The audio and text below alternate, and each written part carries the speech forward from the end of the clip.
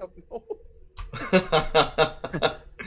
All right. Well, hey, welcome to another RichAlvarez live stream. This is RichAlvarez, and I'm joined by friends.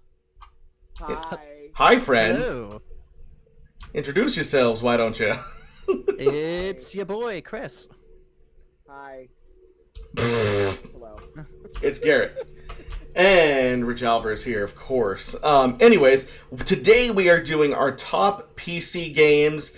This is probably what do I want to say here? Maybe the most controversial list that we've done so far, because unlike consoles, which last for an average of 5 years, and it's kind of easy to kind of pick your favorites from it, PC's been around, well... Is forever!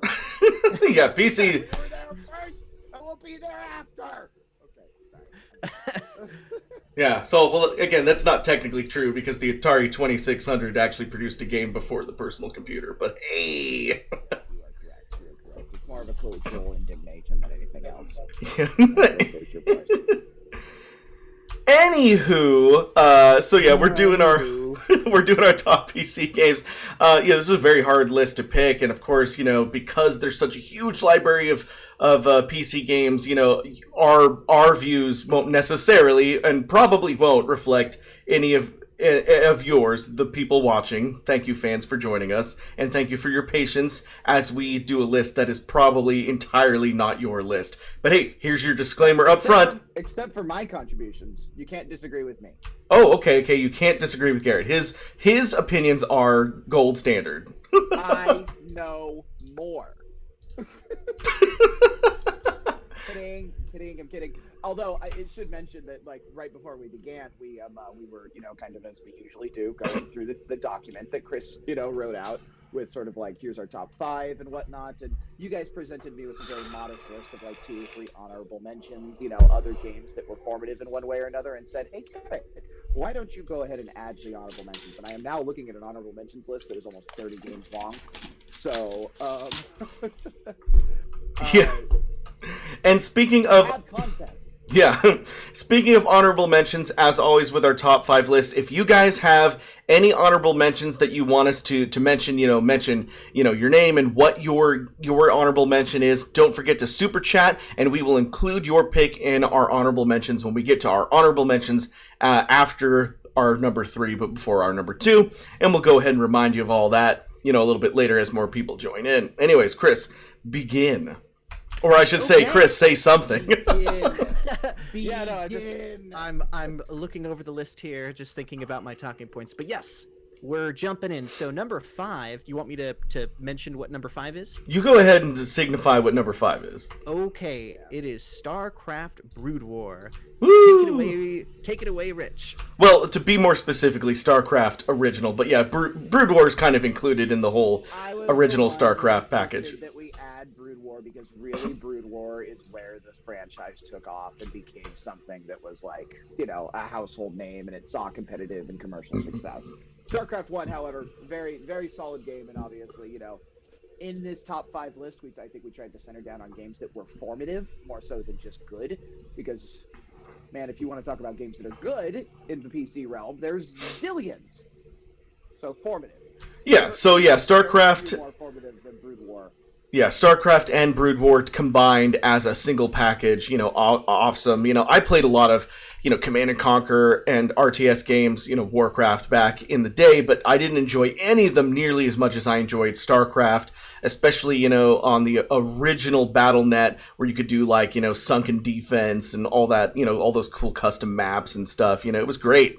And of course, the game itself has an excellent story. A lot of people aren't really into the story of StarCraft. They just play online, and that's cool too. But StarCraft does have a really cool story. It's obviously about civil war and politics and stuff, which might bore some people, but it's really cool. It's really fun. It's all in space. It's also about aliens that eat planets for fun. So yeah, there's a little something for everybody in it.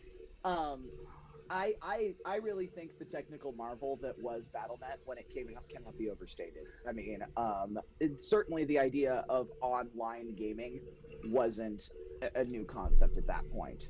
It wasn't the easiest thing in the world, considering internet speeds were what they were at the time, and the technology to really conveniently connect. Man, you modern gamers are so spoiled with how easy multiplayer is to accomplish. It used to be an ordeal to get connected to even to be connected to a single other person. And Battle.net and Brood War, is like a huge element of like what set the tone. I was just What a UI can be. I was just laughing because there was like a big 9.0 on the screen because I'm using IGN's review of the remastered. Yeah. Right. So that was fun. I also give the remastered a 9.0 in this instance. Not that I mean, yeah, laterally agree with IGN, but I think the remaster is very faithful and very accomplished. Now, why they were not able to bring that magic to the Warcraft remaster, I have not quite forgiven. Ooh. But, that's some heat for another conversation. Brood War is great. Brood War is great, and everybody should at least acknowledge and appreciate Brood War for what it contributed to people's ability to seamlessly play online. And also, Brood War was a huge contributor to, kind of the international tournament scene as far as like people playing video games professionally on an international stage for prize money. Yeah. Again, a pretty commonplace, sort of thing these days, or at least, something that's discussed semi-frequently. And Brood War was very formative in setting the stage for that.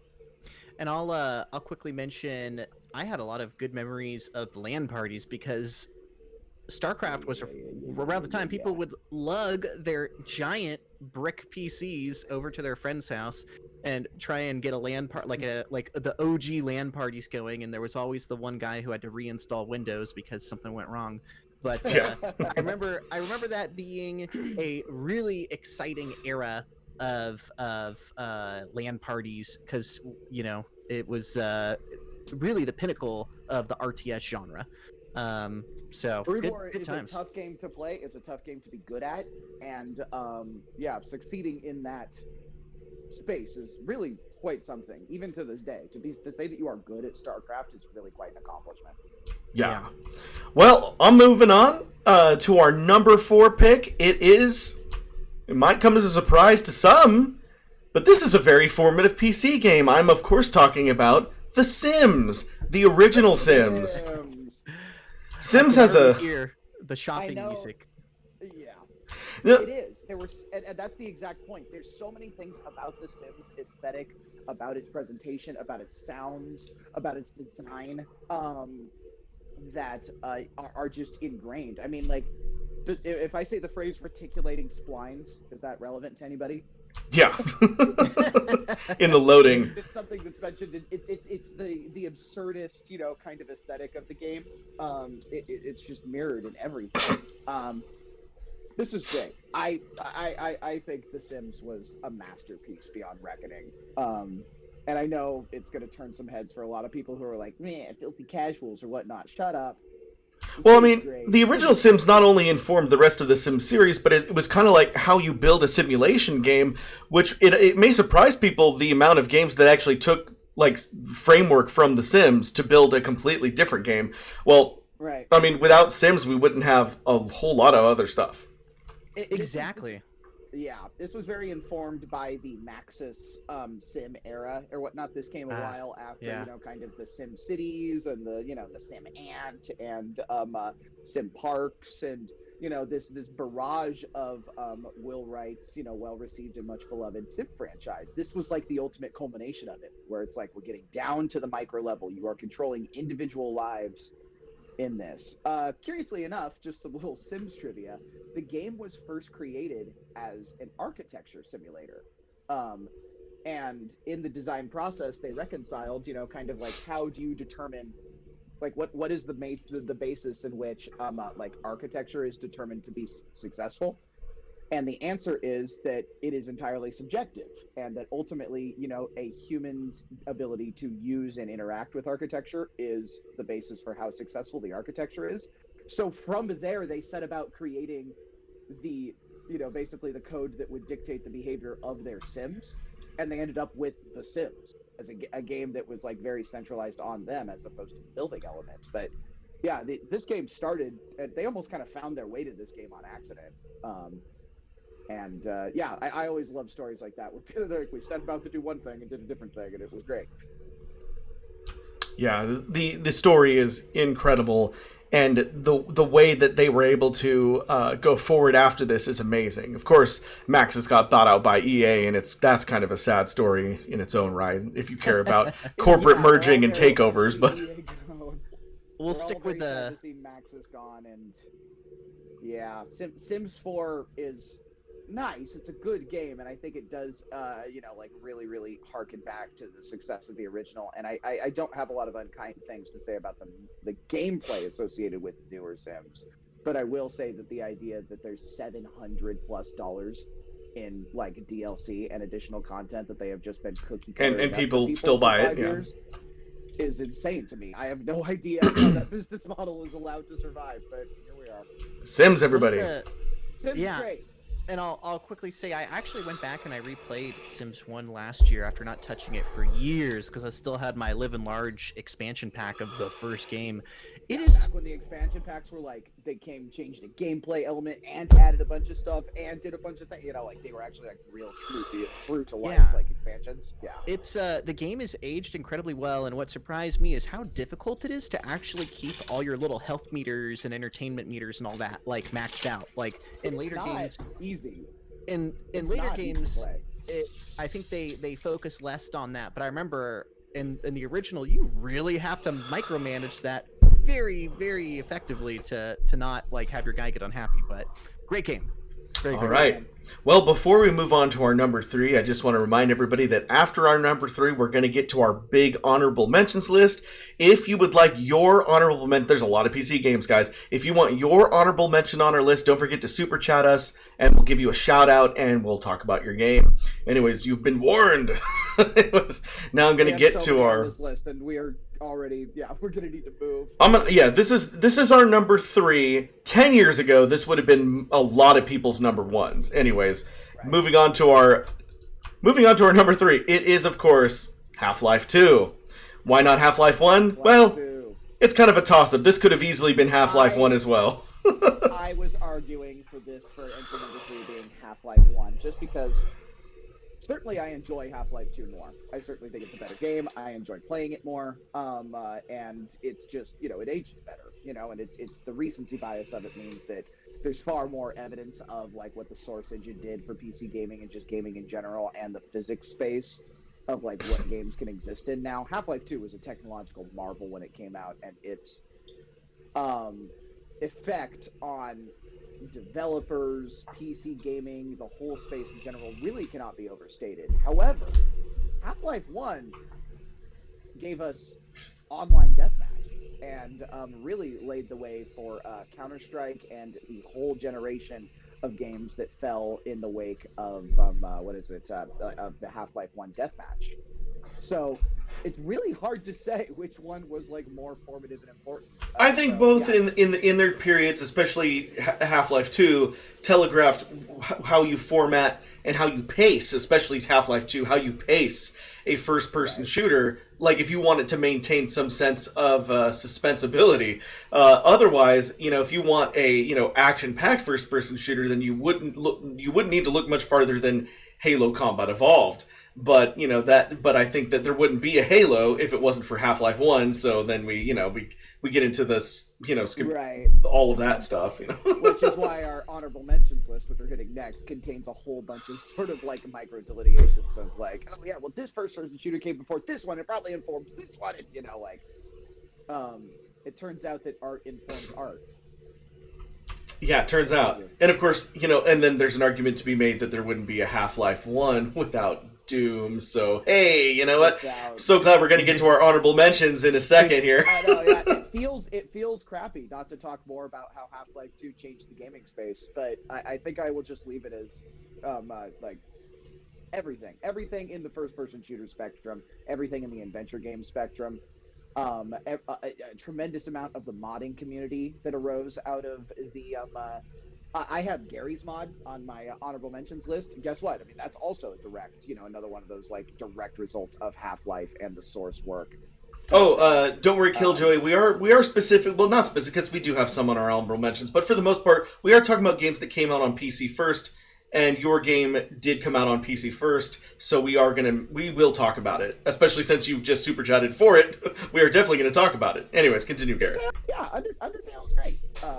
That's all good. I'm good on Half-Life 2. I can wax poetic. Yeah. Half-Life. I just want to say, so cut me off. I love, Valve. I just wish that they could count to 3, as everybody jokes. As the joke because goes. the new VR Half-Life doesn't count as a sequel, let's be honest. It doesn't answer any of the mysteries, because I feel like there's so much mystery, especially, I love the G-Man, the man, or as some people call him, the man in blue, the blue suit guy, he has, the iconic speeches in Half-Life games.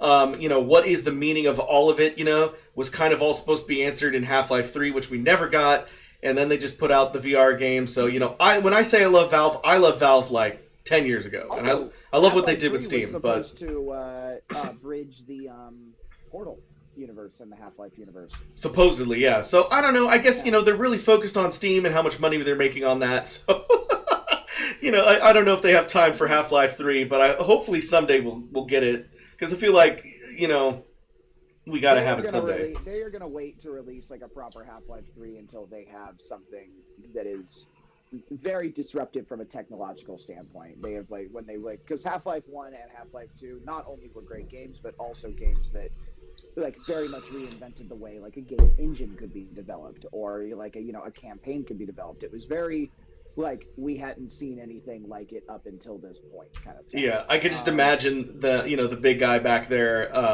what's the Valve guy's name? Wow, I'm forgetting. Are you referring to Gabe Newell? Yeah, Gabe. I could just imagine Gabe in his seat, like they're about to release Half-Life 3, and he's like, "Crap! Crisis just came out. We got to rethink the wheel." Rethink the wheel, yeah. Destiny came out. We got to rethink the wheel again. All these games keep coming out. And he's like, "What can we do that will be extremely substantial for a long time?" Or he's like, sorry, too bothered to make games because Steam is printing so much money. Yeah, that's probably the most likely circumstance, unfortunately. And I did want to mention I was a little less adding stuff because I have to admit I've never actually played any Half-Life games. Gasp! So, I know. Great, one of the greatest of all time, and I could still experience it though. You could go boot up Half-Life 2, right? And this goes for anybody who hasn't played Half-Life 2. You could, look at the video here. It does look cool. Game. As I put the thumbnail back on. It holds up. It's very fun. It's very formative. It's still to this day runs and operates better than a lot of games that are still even coming out this year. And it's like $4. So wow. Yeah. Okay. Very, very accessible. Well, now we came to the part that unless Chris, did you have something else you wanted to say? Yeah, I was just gonna say, if we're transitioning, don't forget we need to chat. Excuse me, about our super chat, Undertale. If we're transitioning. Oh yes, we will. We're gonna mention that first because Killjoy super chatted. All right, so this is the official transition. Get ready for it. In the background, I always play like somebody else's compilation video of games. Because PC is so derivative and it can get derivative because it's been around so long. I'm just gonna be playing IGN's top modern PC games in the background, but it is not a reflection of what we're talking about. It's just something to put on that looks pretty while we're talking about our honorable mentions. Okay, got it? Goody. All right, cool. So honorable mentions. First, I will mention Undertale because Killjoy was nice enough to super chat us for Undertale. I love Undertale. It is, of course, back to it kind of goes back to the roots of not only PC RPGs, but also it is definitely made from people that had a love for the Mother series, And if you are a casual gamer, we're talking about Earthbound, but not Earthbound. It would have been Mother 1, which that's a long story. Huge throwback. But anyways, long story short, Earthbound is actually Mother 2. And they love the Mother series. That they do especially love Earthbound, which is Mother 2. Confusing as hell, I know, but the Mother series was a huge influence for Undertale as well as older PC RPGs as well. It's just hard to talk about Undertale without talking about things like Ultima and Earthbound. So anyways, but Undertale is great soundtrack, great mythos. Especially when MatPat breaks down the mythos for me. Also, I think in a big way, Undertale was a hugely just a very great example of a game that was developed with a very modest budget, extraordinarily modest, sort of production means, made by a very small team. And in many cases, just kind of a love letter to this, like you said, this bygone era. And it was good enough, it was successful enough, it was, like evoking enough to really wrap in a huge number of like modern gamers who weren't really around or alive for the golden era of a lot of those SNES games that you were mentioning that they were inspired from. It's also a very classic example of the idea that like 8 dudes with like an old graphics engine can absolutely go to war on an economic level with AAA titles, because Undertale is a tremendously high selling game. I mean, it sold extremely well. It saw a lot of commercial success, and it's one of those like bastions of like the indie titles where it's like every once in a while we get another one of those great examples of like a game that was made by a few people, saw tremendous success, and kicked the shit out of a bunch of titles that were produced with much larger budgets. Right. Well, I think we're gonna have to keep the three of us, our personal honorable mentions down to like 15 seconds ago here. But obviously, if you guys super chat us in honorable mentions, we'll deep dive into it a little bit more. So don't forget, you can super chat your honorable mention. I'm gonna mention something, and I don't even think I put it on our honorable mentions list because I'm an idiot. But Rocket League is one of my favorite PC games, and it is definitely like my go-to LAN game. I play Rocket League all the time. I love Rocket League. Rocket League's great. It should have been on our list. End of Rocket League discussion. I want to mention a lot of reasons. It's unique, and it's one of the few games where playing with a controller is superior to playing with a mouse and keyboard. I still play with mouse and keyboard for Rocket League. Yeah, cool. If anybody out there is playing mouse and keyboard with Rocket League, you're a crazy person. I am a crazy person. It's like, what if I'm playing with a Guitar Hero controller? You play Overwatch with a controller on PC sometimes. That bothers me on an existential level. I started doing that, and then I stopped because I kept getting my butt kicked. So I wonder. Okay, never mind. I play all PC games with a mouse and keyboard out of respect for the PC. Well, I didn't do it out of respect. I just wanted to get good. Cool. I've actually got a few I could list off here real quick if that's cool. Yeah, I was gonna say, do we want to just take it from the top and see where we end up? Like, yeah. I don't know. There's no organization to this list because it's been edited so many times. Let's do that. I'll mention a few that come to mind real quick. Age of Empires 2 is my personal favorite RTS game. I spent a lot of time playing that back in the day. Some of the re-releases have aged extremely well. I used to play that online. That is a great one. Still holds up today. A couple others that I wanted to mention next to each other. I was going to say it's probably worth mentioning Command and Conquer in the same breath. Yes, Command and Conquer. Because both of those were huge in the RTS genre. Like, stirring up, like Age of Empires 2 and Command and Conquer informed a modern RTS genre pretty much as strongly as like Starcraft did. I don't think it's an exaggeration to say. Very particularly Age of Empires 2. So, and Command and Conquer, there was a lot going on there. Obviously, the franchise was very successful. Also, Command and Conquer. Shout out to Command and Conquer for incorporating a lot of I don't know when was the last time you saw a like Command and Conquer cinematic. But Garrett, I was gonna mention Command and Conquer. That's all right. Because they push cinematics. Rich, let's go. No, it's totally fine. I love Command and Conquer. I grew up on Command and Conquer. I love it. I mentioned it already, kind of, when we were talking about StarCraft. But I love Command and Conquer. My favorite is probably Tiberian's Son.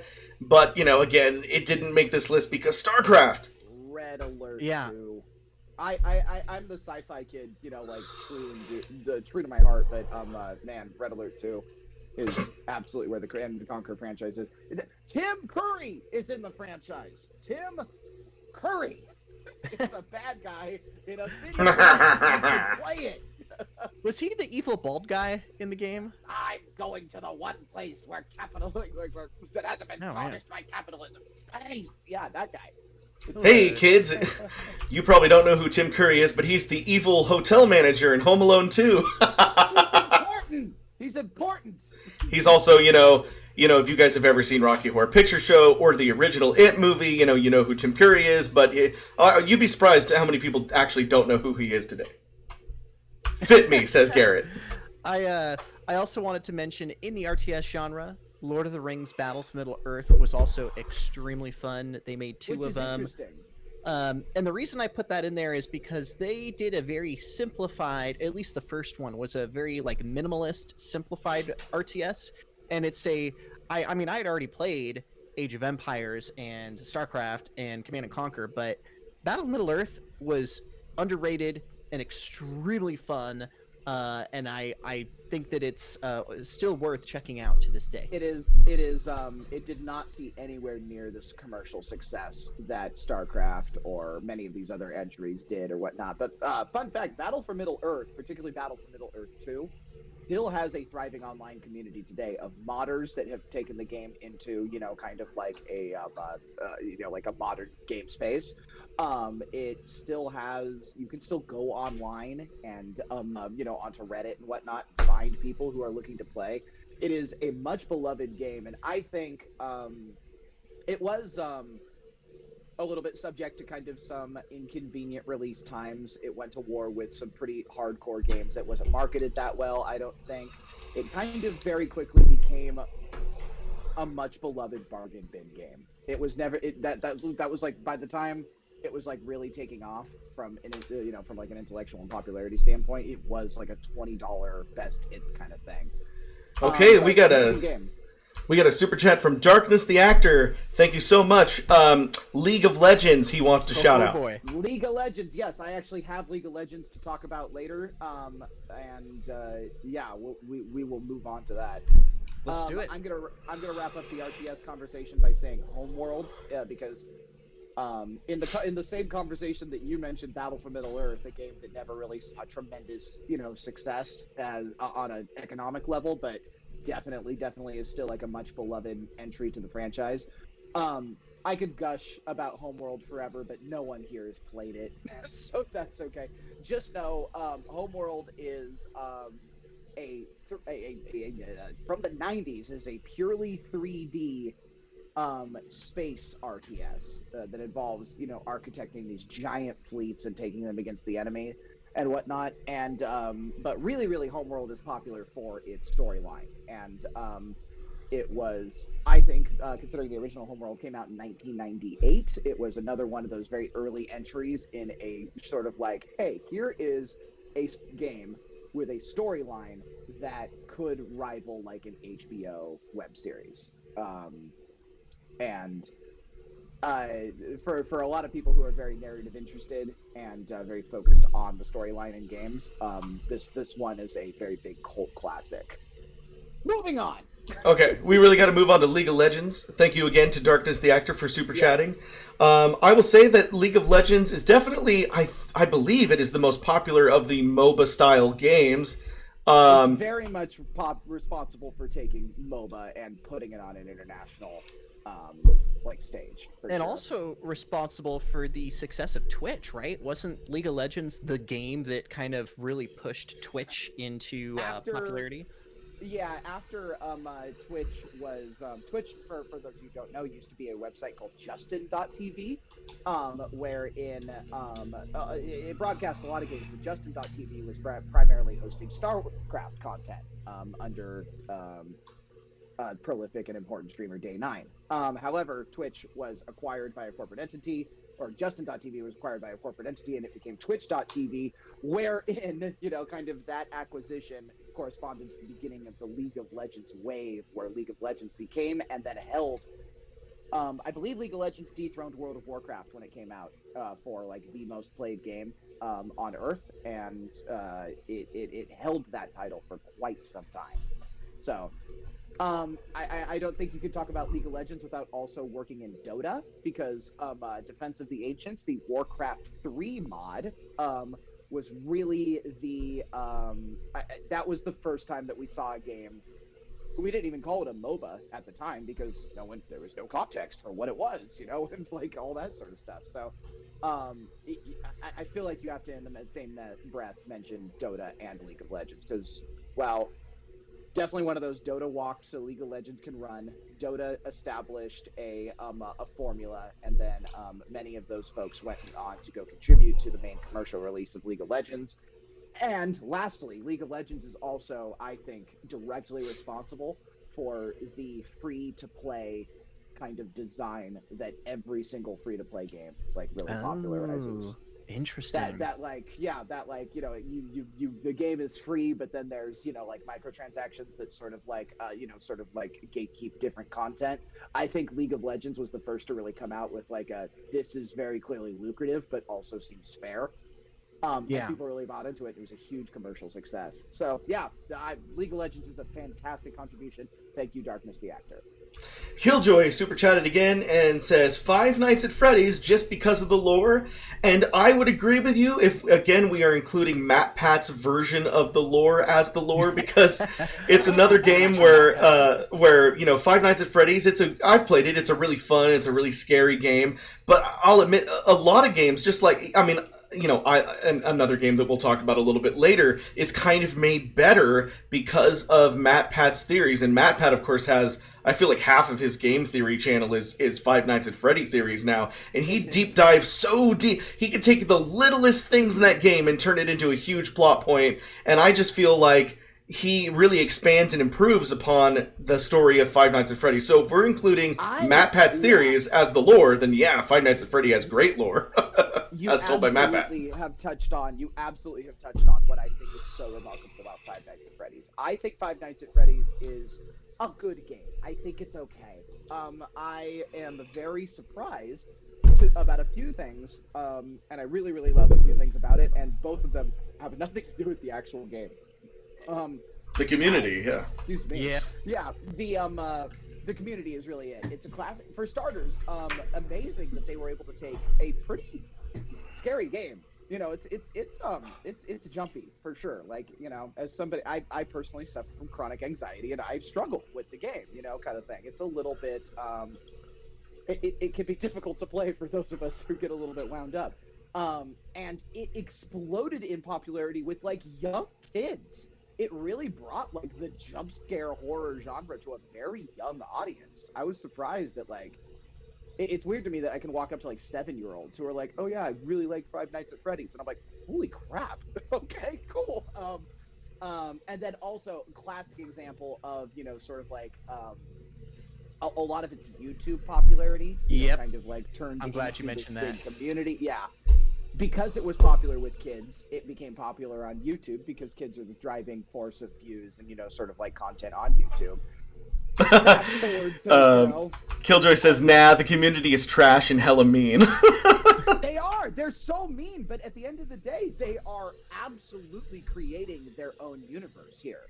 It's a very classic example of a developer handed them, sort of like some styles and whatnot, and they just took it and they ran with it. And they're always making up their own things and whatnot. It is an interesting instance to see a community run away with the game and sort of contribute to its success in that way. So all right. And it really influenced a lot of popular YouTube channels. I know PewDiePie had already gotten popular with, screaming while streaming, and a lot of people, when Five Nights at Freddy's came out, jumped on that as the next in the like you said, the jump scare YouTuber react. I really think of Let's Player.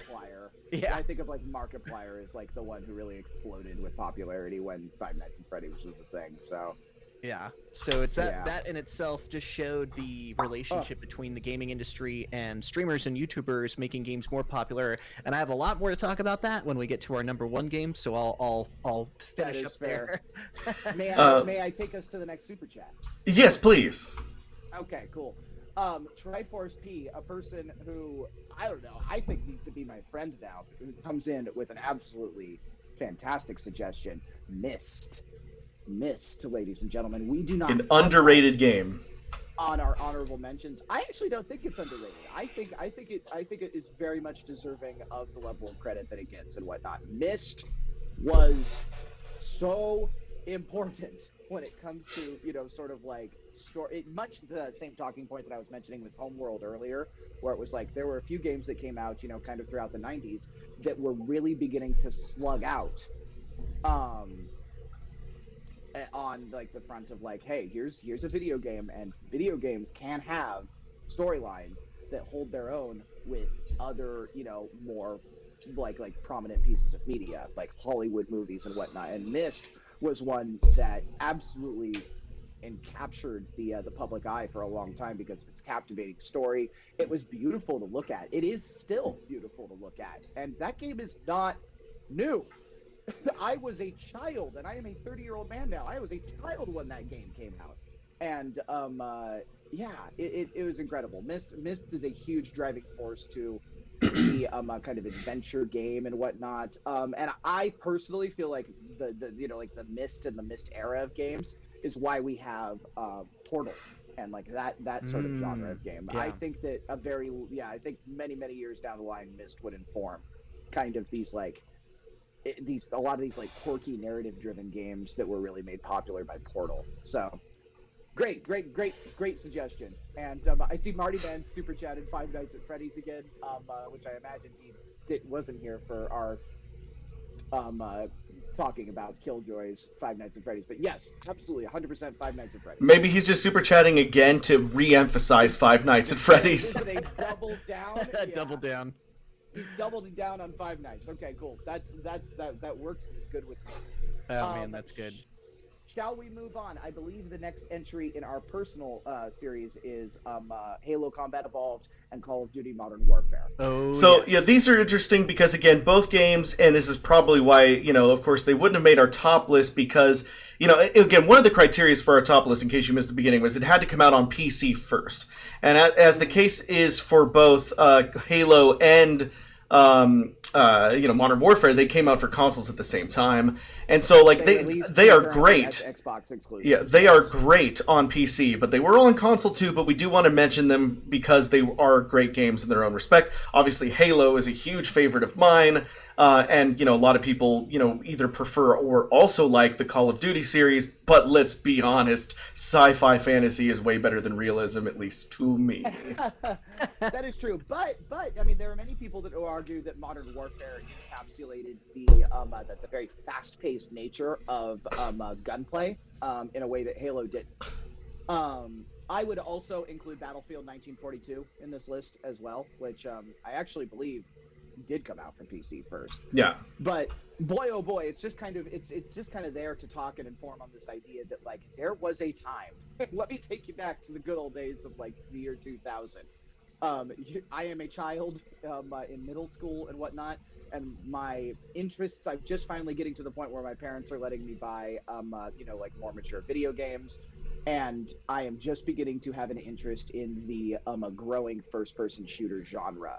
Enter Halo Combat Evolved, Call of Duty 4, Modern Warfare, and Battlefield 1942. It was an amazing time to be a first-person shooter gamer because, I mean, the genre was getting rewritten every night, and it was a great time. It was a great time, and it was also a time when, you know, kind of how I mentioned, Brood War was like a big tick in, you know, making multiplayer accessible for everybody.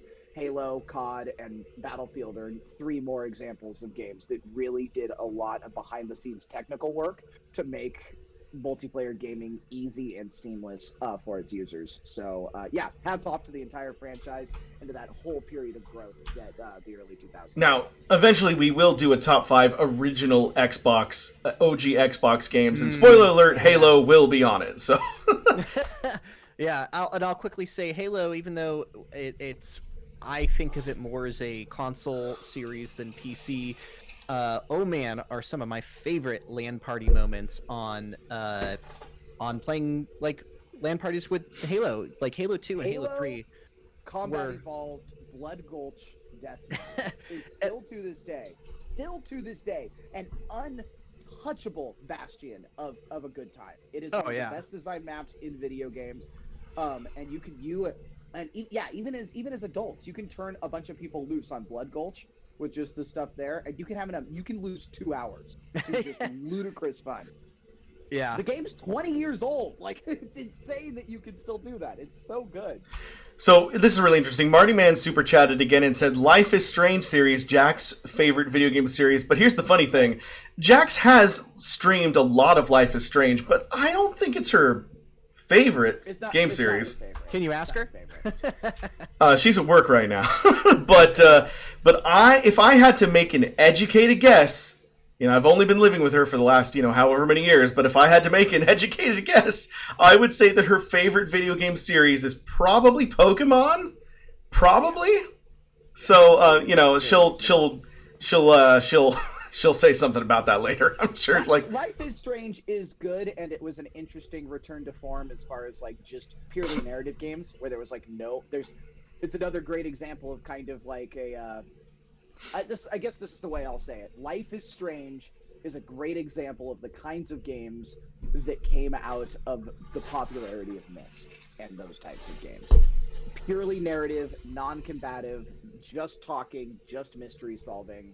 And I do enjoy Life is Strange. It's far from my favorite game, but it's a classic example of, I think, a very, very, very, very far down the line evolution of the Myst series. So that is all good. Ikram the Cyborg has also super chatted, and he has mentioned 2 games. Oh, I wasn't going to actually name them just yet, but I will say, yeah. See them, Richard. So, Red Dead Redemption is obviously an excellent game. It did come out for consoles first. Actually, I don't even think Red Dead is on PC, is it? I looked it up. Red Dead 1 was never released on PC. However, Red Dead 2 was. Red Dead 2 came out on PC. Oh, that's right. It came out on PC about a year after. Yeah, so again, it's very much a console game. I love Red Dead Redemption, and if we were talking about... Red Dead's one of those tough ones that, because we were talking about this in one of our console ones earlier, there's a lot of games like Red Dead that came out for multiple consoles, and it's kind of hard to pinpoint them on any specific list. But the first Red Dead Redemption would definitely, well, maybe not definitely, but it would be almost certainly on a top 10 all-time list for me.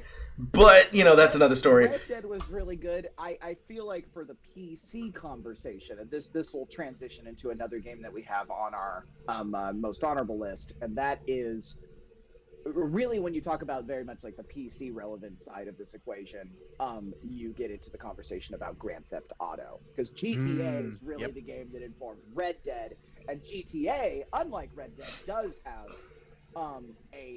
actually the franchise originated on PC. GTA 1 came out on computer. And I believe GTA 2 came out on computer. Right. 2D games at that point. It was GTA 3 that was the first PlayStation 2 exclusive for a while, right. And then eventually got ported to Xbox and other things. But there was a good while there. It's also worth mentioning that Grand Theft Auto 1 and 2 are not even recognizable as Grand Theft Auto games. For you maybe. Well, I played Grand Theft Auto 2, excuse you, but I'm just talking about our audience here. But really, Grand Theft Auto 3 is when the series went to console, and then it's also when it was that the 3D format that has held true through Grand Theft Auto 5 really became evident. But all of those games kind of intermingle into one sort of lexicon there. So that's great. That's great. And yeah, certainly 2 amazing games. Ikaram really wants me to say $20. Yeah, and I'll quickly say Red Dead, the first one, even though it wasn't on PC, one of my favorite games of all time. Amazing really music, good. captures the Western genre perfectly, unlike any other game I ever had. And was really fun to just wander around that open world and just shoot bad guys and look for buried treasure and collect all the weapons. Extremely, extremely fun game. Yeah, so I think...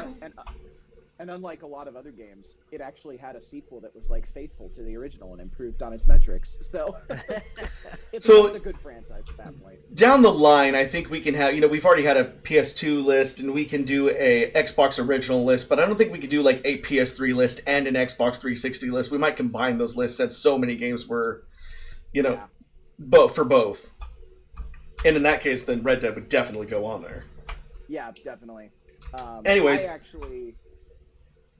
Yeah, let's move on. Yeah, moving on. Ikram, we will get to your other mention a little bit later for reasons. Marty Man Yes. also super chatted and says, Retro City Rampage, the game I won from you guys. I didn't like Retro City Rampage as much, but I do think that Retro City Rampage is relevant to our discussion here because Retro City Rampage is very informed by the graphics and overall feel of Grand Theft Auto 2. So in a weird sort of way, it actually it's a throwback into our conversation here because for context, for anybody who's like, when I'm thinking I'm talking about Grand Theft Auto or whatnot and all this sort of stuff, Grand Theft Auto 1 and Grand Theft Auto 2 look very much like Retro City Rampage. That was the face of the Grand Theft Auto series for years before it moved to 3D. I think that whole that whole period is just another instance of kind of like genres informing others. So yeah, right, works for me. Well, we do eventually have to get to our number 2 and our number 1 choices here, so we got to wrap up honorable mentions here. I just want to give a quick shout out to all. We will get to a specific one in a minute, but I want to give a shout out to all MMOs. Some of my favorites include like Guild Wars 1 and 2, Knights of the Old Republic specifically, which is an offshoot of Knights of the Old Republic, which in itself is a great RPG. But anyways, yeah, the Old Republic. You should mention Final Fantasy 14 too, I think. Well, yeah, I was about to get to that. I was going to say, one of my favorites was Final Fantasy 11 online, and then of course Final Fantasy 14 once it had its World Reborn, Realm Reborn. Those are excellent MMOs as well. I also want to quickly mention. Shoot, I lost the list here. Where's my list? Ah! Anyways, you guys mentioned some, and maybe I'll remember. You wanted to talk about Ultima. All Rainbow Six / Tom Clancy games, Rainbow Six Siege, all that stuff. And really good. I've got a couple I wanted to mention: Stardew Valley and Banished. And the reason I'm mentioning those two together is in both instances, each one had a single super developer who did almost all of the artistic aspect of the game and all of the technical coding. Most people have heard of Stardew Valley. Not as many have probably heard of Banished, but I was going to bring that up. I was like, this is a very well-known game and a almost completely unknown game. Both are extremely fun. I'm guessing, Stardew Valley is, of course, inspired by the Harvest Moon series, among others. Banished is, if you don't know about it, it feels like an RTS game, except it's you versus nature, so you're trying to not starve or die, but you do have a group of people. Both are extremely fun. I've sunk hours and hours and hours into each one. Would highly recommend both of those. Then... I'm gonna... Oh, go for it, Rich. No, you finish your thought. I was going to say, if you're cool with it, I am going to blitz the next 7 entries. Ooh, before you blitz them, let me just give a quick shout out to the Portal series. Great series, lots of fun, especially Portal 2. Great voice acting, great game mechanic. Hasn't really truly been replicated to its to a potential that would overtake Portal as far as that Portal mechanic goes. Wild. It still stands. Another big Valve shout out. It's wild that no one has been able to capture the heart and soul of Portal. It felt so simple and it felt so right when it really came out, and it was very easy to play and very enjoyable. And it is an absolute. I cannot overstate what Portal has done for level design. The level design in Portal infringes on levels of genius that truly humbles me. So yeah, I've already mentioned the Ultima series, the Doom series, old and new. The new games are incredible. We're getting into the point where I'm gonna. Do you want me to blitz through these? Okay, let's have Garrett blitz through them, and then I'll elaborate on any that I want to elaborate on. Okay, here we go. Doom and Wolfenstein, and I'm talking about the OG Doom and Wolfenstein, whatnot. Obviously informed the first-person shooter genre in a way that is unmistakable. Without Doom, without OG Doom, without OG Wolfenstein or whatnot, I have no idea what first-person shooters would look like. I mean, they exploded into popularity in the early 90s and were responsible for really laying the framework for the entirety of what came next. Quake also belongs on this list as Ooh, yeah. Very early. Quake was untouchable for nearly a decade when it came to online multiplayer stuff. It really took like Half-Life coming out in the early like almost like 6 years later or something like that. I forget my dates precisely, but Quake was basically completely unchallenged in the deathmatch like realm until Half-Life 1 came out. A huge shout out to the Diablo series. Really, Diablo 2 I do enjoy Diablo 3, but if we're talking about formative games, really Diablo 2 was the one that set the stage for Diablo series is great. Play it.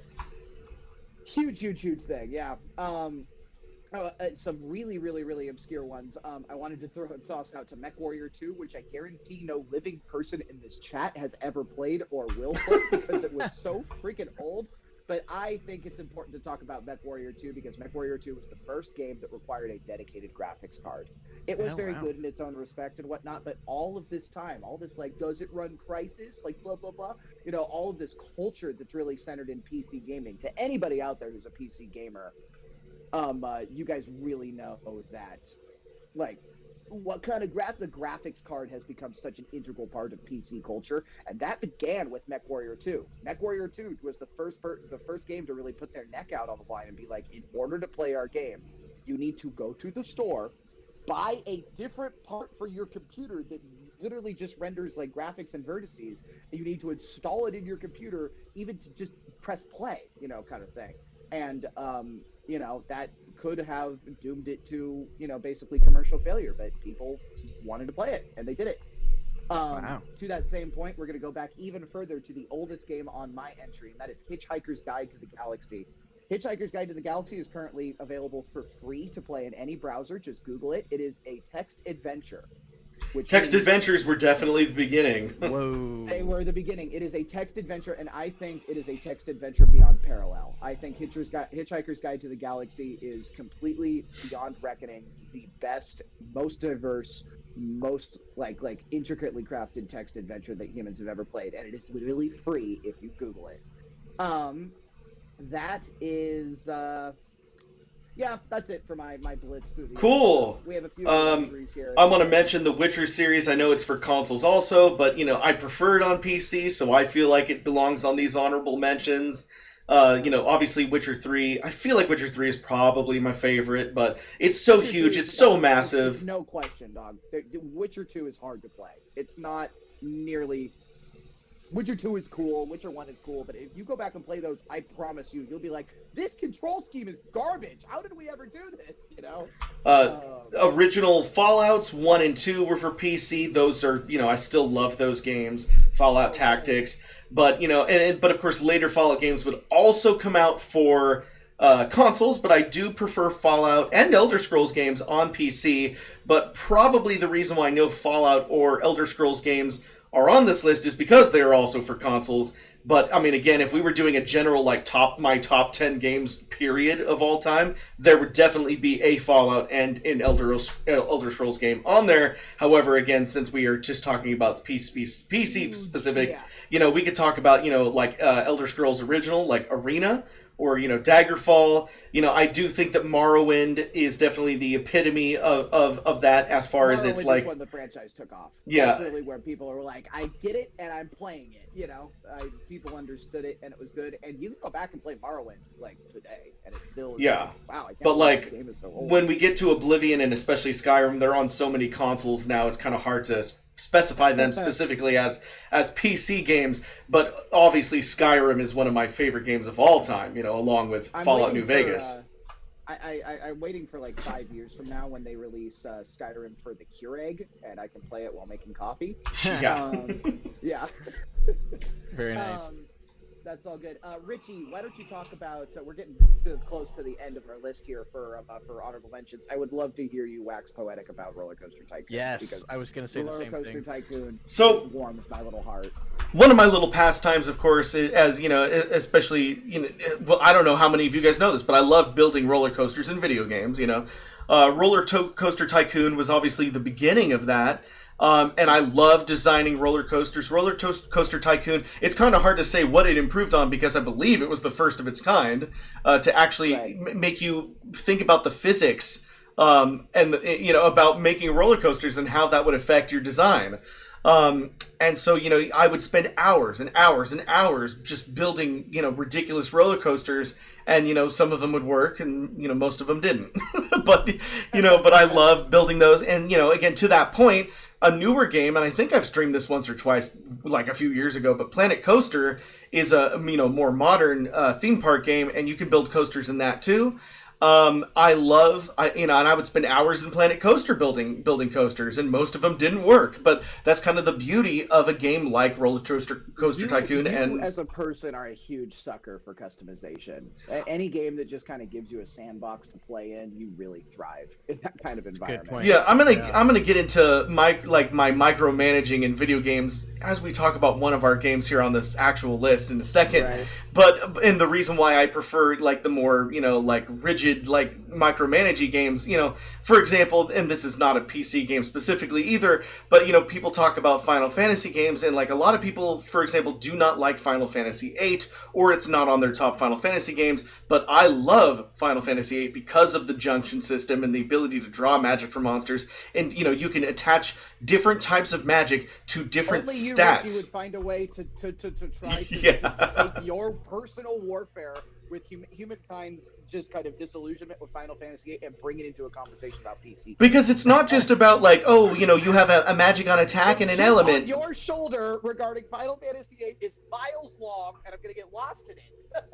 So, you can attach there's 10 basic stats you can attach different types of magic to improve them, and of course different magic will affect different stats in different ways. But then you can also hey, I'm using it as an example, and then you can also attach your magic to your elemental attack, your elemental defense, your status attack, it's infinite. My point is, I love, it's probably not my favorite Final Fantasy game, but it's definitely my favorite battle system and mechanics because of how micromanagey you can get with it. On that note, I love, Planet Coaster because of how in-depth you can make those coasters and how they affect things. And again, this is relevant, Garrett, because I'm going to bring it back when we talk about our next actual game on this list. And anyways, sorry. So yeah, I love micromanaging. Planet Coaster is a thing of beauty, and it wouldn't have happened without Roller Coaster Tycoon. Is there any other honorable mentions we want to mention? I wanted to quickly mention, as far as the Roller Coaster Tycoon genre goes, in that simulation series, I would also say SimCity. Because I remember playing a lot of SimCity and Roller Coaster Tycoon around the same time. And City Skylines by comparison. That's really the modern representation of that genre. And is also, Yes, absolutely. In a weird sort of way, City Skylines has succeeded in bringing the city crafter genre to the consoles in a way that no other. It's been predominantly a PC force up until this point, just because of the mouse and keyboard. But City Skylines is a well-selling and successful game on consoles, which is interesting. No one's really ever pulled that off before. All right, I think I think the very last thing on our list is, did we want to delve into the Battle Royale genre? Not really. We do need to just kind of touch on it. I was just about to say, I'm actually surprised nobody super chatted Fortnite. Really surprises me. People are chatting it. People are chatting it though. And I should clarify, for the few people who are like, I'm going to get in trouble for mentioning Fortnite, I'm particularly looking at Ikram the Cyborg here, who is like, I'm going to get banned, but Fortnite. We do have Fortnite on our list. Because at the end of the day, is Fortnite my favorite game on Earth? No. Do I think that every single genre right now scrambling to copy Fortnite's success and to capitalize on their aesthetic and all this sort of stuff, do I think that's at the end of the day really good for gaming? I don't know that it is. I'm not real thrilled with it, but all this sort of stuff. But there's no denying that Fortnite is a very successful game, arguably the most commercially successful in our lifetime. It is very responsible for making usually battle royales have been a very intense genre up until this point. PUBG, Apex are no joke, and up until the release of I think if we had made this list maybe just a little while longer, Fall Guys would be on the list as well. Because Fall Guys, I think, is exploding into popularity in ways that it will very quickly be very hard to ignore. And that is also Battle Royale. But Fortnite really paved the way for younger people playing Battle Royale games. And it opened up that thing to them. And at the end of the day, I know Fortnite wasn't made for me. I'm okay with that. I'm always happy to see the genre growing to encompass newer minds. And as a result, Fortnite, I think, even though I don't personally enjoy it, I don't really personally do it. I did alpha test for Fortnite, fun fact, but I think it deserves a place on the list just because it is an undeniable part of lexicon. And with that, we have reached the end of the honorable. I'm dying to move on. We have spent an awful lot of time on our honorable mentions, so you know. To be because PC gaming goes back. That's true. Years. It's true. It's true. Anyways, we're gonna finally get to back to the actual list. You know, if you missed our previous numbers because you came in during our very long honorable mentions, at number 5. We had what was our number 5 again? I already forgot. I will read them off. But we've got Starcraft Brood War at number 5, or Starcraft Original / Brood War. The RTS genre. We have The Sims for its breakout performance in sort of like simulation life sim environments and the games that came after. We have Half-Life 2 and kind of Half-Life 1, but really Half-Life 2 for its indistinguishable and completely unseparable, sort of influence on not only the modding scene and how, like, PC mods really came out of Half-Life 2 and Gmod and all that sort of stuff, but also its landmark performance as a story-driven first-person shooter. We now, ladies and gentlemen, are in the cusp. Okay, and our we are. And I'm sure Chris is going to have a lot to say about this next one. I'm sorry I've been talking over this entire time. So shut up. So let's favorite game in number 2. We're finally getting to our number 2 choice here, and some of you might be mad that it's not number 1, but hey, that's just the way that it goes sometimes. Here, I'd be surprised if people were upset it wasn't number 1, but go ahead. I'm gonna let Chris talk for a minute about this before I give some interjection. So, anyways, I am also gonna stay out of Chris's way on this one. Anyways, just to emphasize how much Chris loves this game. Talk the entire time about esoteric shit. So it's actually been really interesting hearing you guys both go. So I'll give my little pitch, but I actually would like to hear you guys chime in as well. Now, our number 2 it's a fantastic game. It's one of Chris's favorites, and just to emphasize how much Chris loves this game, and also because I couldn't find 1080 footage of it anywhere else, here is Chris playing our number 2 choice, World of Warcraft.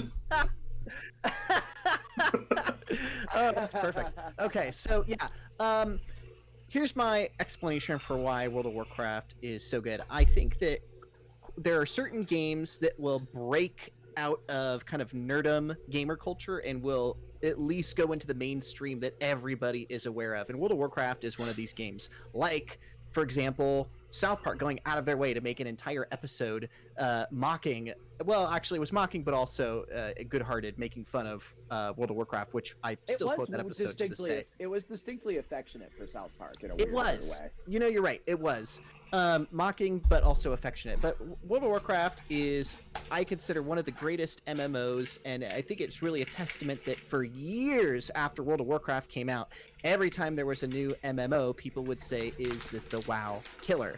The thing that's great about World of Warcraft is, depending on what you like out of an MMO, you can min-max the fun out of the game if you want to do that. You could start role-playing and really have a deep social interaction. You can focus on the auction house and just go like totally deep and trying to make money. You can really get into PvP and see if you can grind out honor to get like the best gear, the best rankings. You can go deep into the PvE and go into raids and try and get the best gear. There's something for everyone. And I think if I were to take a step away, out of all the games I've ever played in my entire life, I personally found this one the most addicting, because when I started playing this game back in 2006, I knew this is kind of bad, but it's also good. I knew I was addicted to this game when I got annoyed when like Richie would call me and want to hang out because it took away from playing video games, and go away. And then that's when I knew I had a problem, and I actually had to quit this game for almost 10 years. So I stopped playing it, and then I came back again when Classic came out, and I'm still playing it off and on right now. So World of Warcraft is, in my opinion, at least one of the pinnacle of MMOs. I know Rich will have many different opinions on his preference for MMOs, but I don't think it's a coincidence that you cannot mention the word MMO without talking about World of Warcraft. It is synonymous with the success of the genre. It is unbelievable like how formative and how essential that game is to like what it is. World of Warcraft created something that dozens, if not hundreds of video games have attempted to do before and attempted to do since and failed. And that is they created a living, dynamic world that was responsive to its human players. The World of Warcraft, succeeded in being, there are plenty of video games out there, mostly single player up until this point, that created worlds that were a lot fun to get lost in or whatnot. But World of Warcraft was the first game where it's like you were walking down the street and you were bumping shoulders with players from all over the world who are out there just participating in their little version of like the economy and their version of their quest. And everybody was out there on their own little heroic journey, and sometimes you would cross paths with people and sometimes you wouldn't. It was a living, breathing world that people fell into in an inseparable way.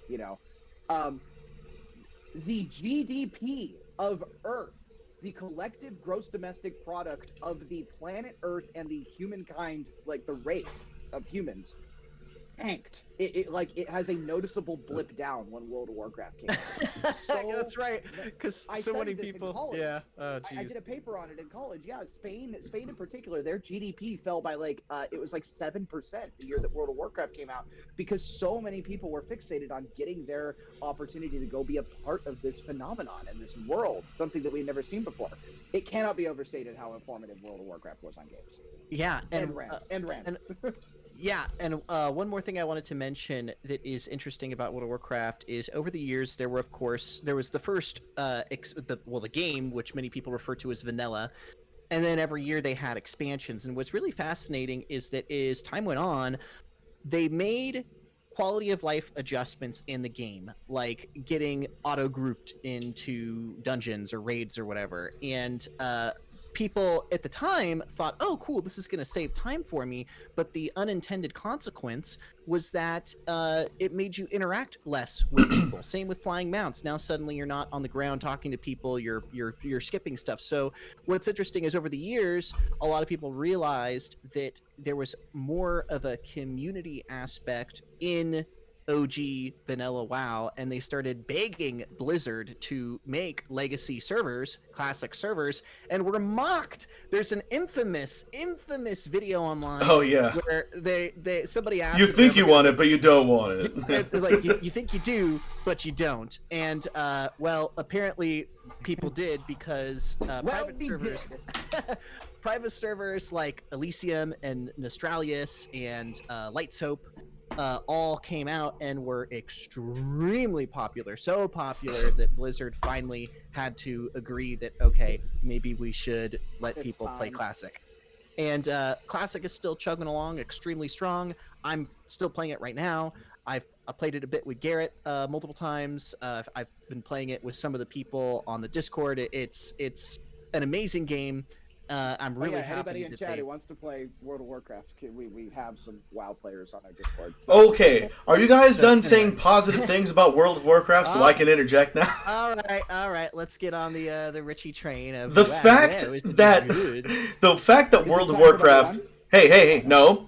The fact that World of Warcraft is number 2 on this list is a testament to my patience and my understanding, especially when it comes to the word best versus the word favorite. Because I will agree that it deserves to be the number 2 spot on this list. Of course, I've agreed that it is the most, you do not formative and important MMO of our time. Correct. Yes. Excellent. Is it my favorite? Not by a long shot. Wasn't my favorite. It was not my favorite MMO now. It was not my favorite MMO when it came out.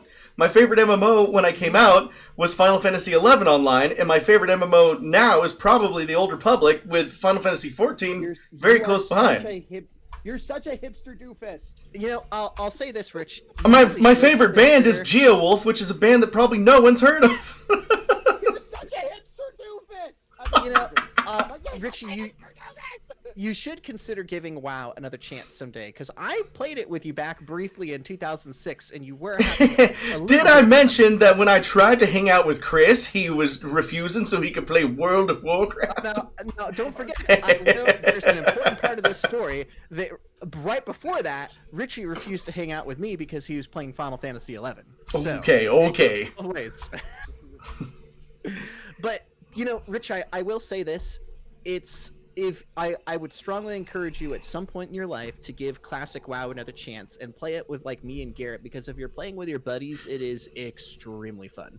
That's all I'll say. It really Give it a separates chance, man. the fact that World of Warcraft Classic is a game that it's literally just missing huge chunks of like modern quality of life improvements, and everybody's like, oh yeah, this is what makes it good. And All right. Well, that's enough of World of Warcraft. I mean, I am salty, audience. Everybody's saying I'm salty. It's true. No, I don't think ill of World of Warcraft. I agree it's one of the best PC games of all time. It's just not one of my favorites. I can see sue the me. future, and I don't feel bad because we're about to talk about your favorite game That's of all true. time as our #1 list. So go ahead, Rich.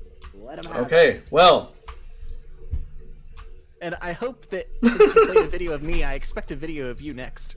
that's correct. There's a lot of footage Guys, of this game out I mean, it's the thumbnail, for Christ's sakes. The #1 PC game of all time is, Minecraft.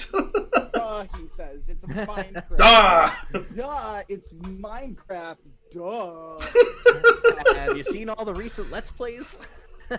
I mean, here's the thing. I've only recently been doing the Let's Plays of Minecraft, but I've actually been playing Minecraft for a while.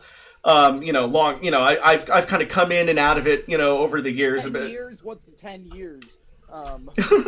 But Minecraft, to me, the reason why Minecraft is the #1 PC game of all time is because it did a lot of things that many games achieve, like one thing that Minecraft did. Minecraft not only revitalized a genre of PC gaming, it also revolutionized social PC gaming and the way that it affected the internet and social media and everything in between. And I think Chris has something to say about that as well. But my point is that not only is so grand, it also built this entire community because it's such a simple concept that you have this incredible, huge mod community around it as well.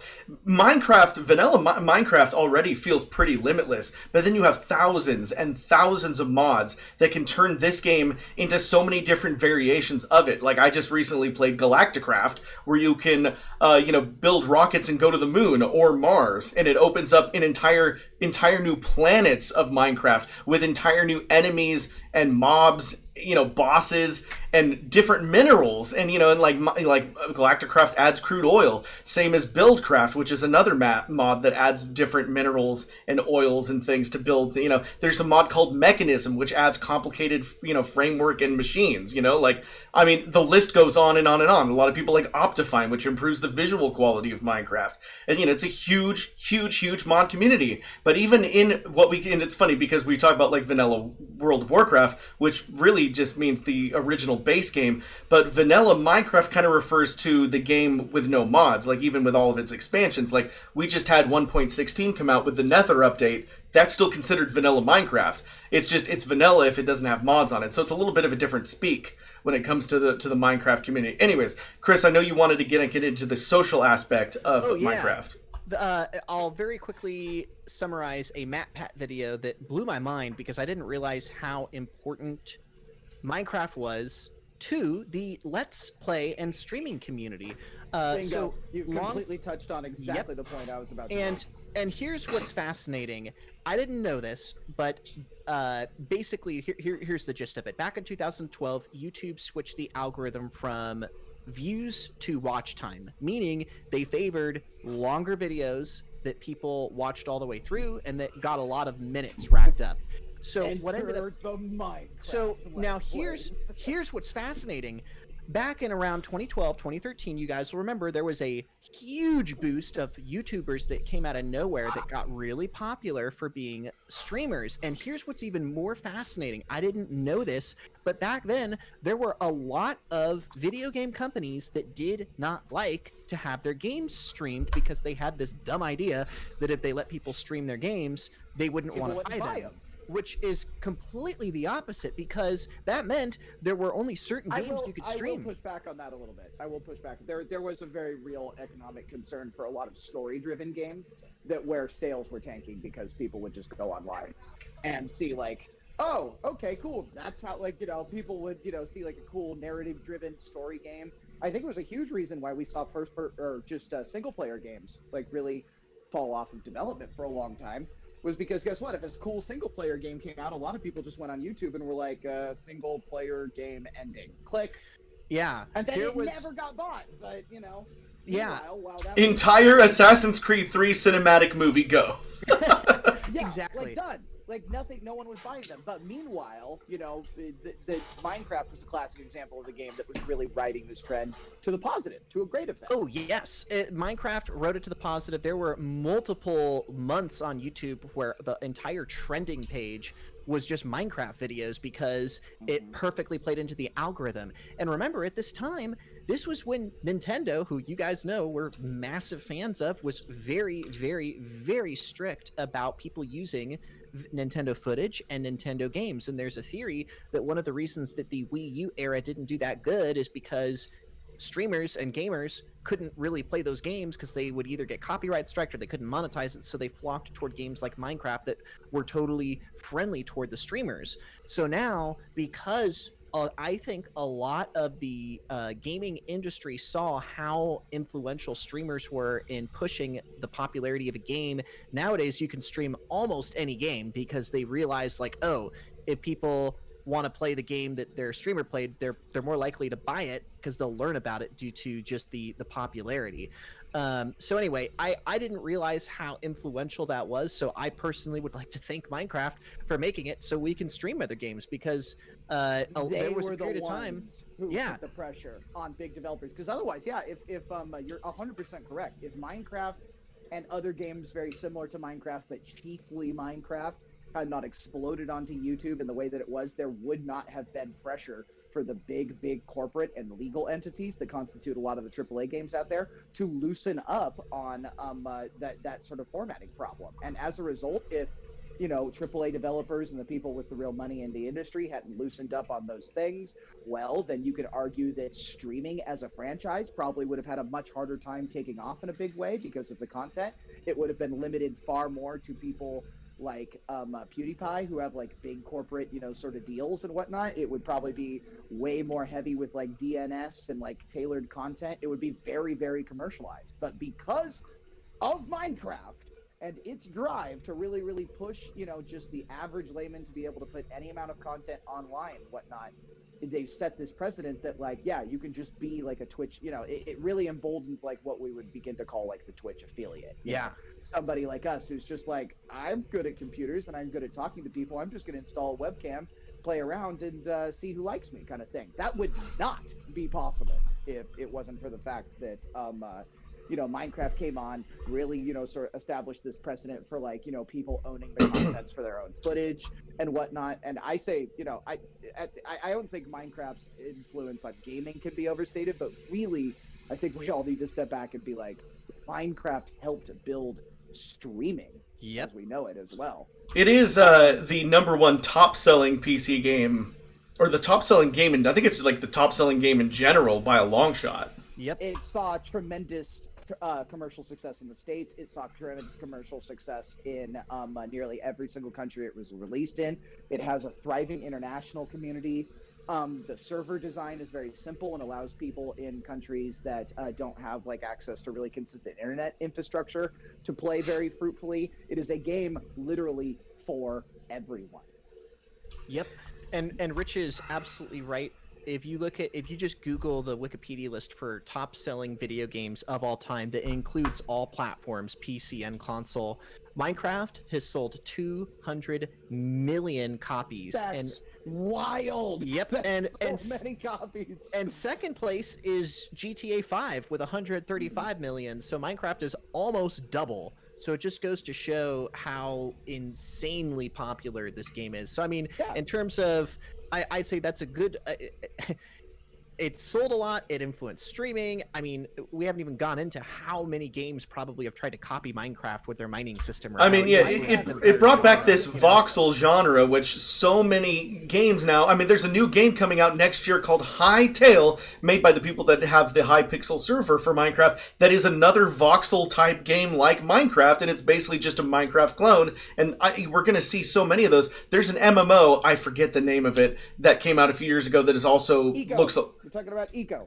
Actually, not Eco. It's a different one. It starts with a V, I think, but it's another voxel-based, game that looks like Minecraft. It plays completely different, but it looks like Minecraft, and it obviously is coattailing off of the popularity of the voxel look. You and me were just playing Scrap Mechanic the other night. Scrap Mechanic is not a voxel game, but obviously takes a lot of influence from Minecraft.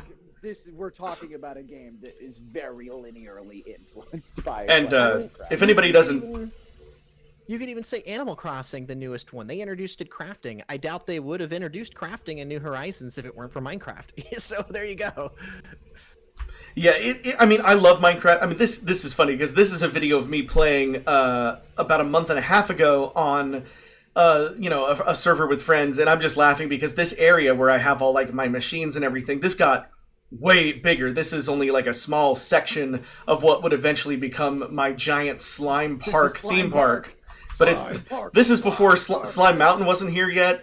My giant Disneyland-style castle that is huge wasn't here yet. And not to mention that even though this is a month and a half ago, this is already 3 servers ago for me, because I already moved on to a Galacticraft server, and then I moved on to a private 1.16 server where I was, just building a bunch of stuff, and then I also have been playing a lot of Hypixel and One Block lately, so it just, Minecraft is huge. That's all I'm trying to say. So I think this is very, very much a justified pick for number 1 in that it had a great influence on the gaming industry. It had a great influence on the YouTube streaming industry. It had the number 1 top selling of all time, and we're still playing it today. So we should clarify for everybody in there who is thinking to themselves right now, I have other games that I like more than Minecraft. And the answer is yes, we get that. I personally have a dozen games that I like more than Minecraft. That's true. But really, what we are talking about right now is the idea of what, the number 1 PC game. To be a number 1 PC game, it's not just about... Yeah, we get into the best versus favorite, again. Best versus favorite, most formative, most influential. I guarantee you there's not a game out there that has had a bigger effect on the modern lexicon of what gaming looks like, of what streaming looks like, of what the culture and experience of being a gamer in 2020. I guarantee you there's not another PC game out there that has more influence than Minecraft. Yeah. So and again, we are talking about PC. Many people already know this, but if we're talking about my favorite game of all time, it's definitely still Chrono. Shut up. No. Chrono Trigger. Which Trigger. Rich has changed his mind on this because there was. I have never changed my mind on this. No, we used to say Final Fantasy VIII. There was a point where you. Said I briefly said that Final Fantasy VIII was my favorite Final Fantasy. However, over the years, I've come to fine tune that that my favorite Final Fantasy still is and remains Final Fantasy VI. But I feel like I've been pretty firm that my favorite game, period, has always been Chrono Trigger. I personally have only ever heard you say Chrono Trigger, which is available on PC now. The reason I know it, Rich, is when Nintendo asked us to be brand ambassadors way back in the day, I was looking at old emails and they asked, what's your favorite? They asked, what's your favorite video game of all time? And you put Final Fantasy VIII back in 2012. I'll admit, and I have admitted this before on stream, that in the past I have said Final Fantasy VIII as a form of silent protest against people that don't like it. Because Final Fantasy VIII is definitely one of my favorite games of all time. And I had often said that it was my favorite as a way to just, put a foot in the face of people that don't like it. However, as far as the YouTube audience is concerned, I've been pretty consistent on Chrono Trigger being my favorite game. And that's clearly a good game. Better. You very clearly like Chrono Trigger better. But I don't know, boys. Let's put a stamp on this. We're spiraling off into just sort of some good watch time here. Well, this was definitely a little different than our typical consoles, because in a console one, we're talking about a 5, maybe 7-year era. We had to cover a 30-year plus era for PC gaming, and I think we did a pretty darn good job. During your console discussions, you don't have Garrett here throwing a rock into your plans because he's opinionated about PC games. I actually really liked what you added to the conversation. I learned quite a bit about your random PC trivia, which was very interesting. Well, thank you. I appreciate that. Wow. Excuse me. ultimately be subject to more, inevitably. Well, final thoughts, guys? So I apologize. You guys can only hear. I'm looking at George. I'm looking at George the Jedi, a fan who I consider to be, I don't know, a truly nice human being. Saying that he disagrees and thinks Half-Life 2 should be number 1 for PC. Well, again, we did say that when we talked about Half-Life 2, that some people would think that it would be number 1. I disagree, but I hear you. It is hard to those top 3. In fact, if I could go back and do this again, I think we should have said Starcraft, Brood War, The Sims, then gone into our honorable mentions, and then come back with Half-Life 2, World of Warcraft, and Minecraft. Because really, at the end of the day, Half-Life, World of Warcraft, and Minecraft are in a league of their own. Yeah. When it comes to, like, their influence there. So, to George's, and I'm sure many other people's unspoken credit, those 3 are very much in a league of their own when it comes to the idea that, like, you cannot overstate the Half-Life 2, World of Warcraft, and Minecraft influence on things. But that is why they are our 3, 2, 1. Excellent. All right. Well, I think that's about it. So, everybody, thank you so much for watching our giant stream here. If you are not part of the RichAlvarez Discord, go ahead and become part of the RichAlvarez Discord. There should be a link below. I'm told it's free and easy. It's free and easy. Just subscribe. It's free and easy. Yeah, if you're watching this, you guys also like things that are free and easy. Yeah, please subscribe if you haven't subscribed. Tell your friends, family, neighbors to subscribe to the RichAlvarez channel. Please like this video. If you like us, please like this video. Please like this video. Anyways, I realized that I did a lot of that without doing push to talk, so you guys didn't hear like half of my subscribe spiel that just now, but oh my gosh, do it again.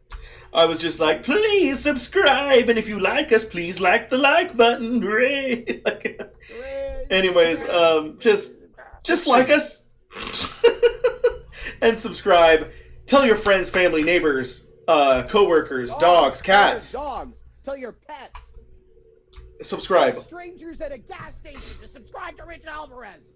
That's right. All right, guys. This has been fun. Toodles. Toodles. Say goodbye, everybody. Stay safe out there, folks. It's Goodbye. wild.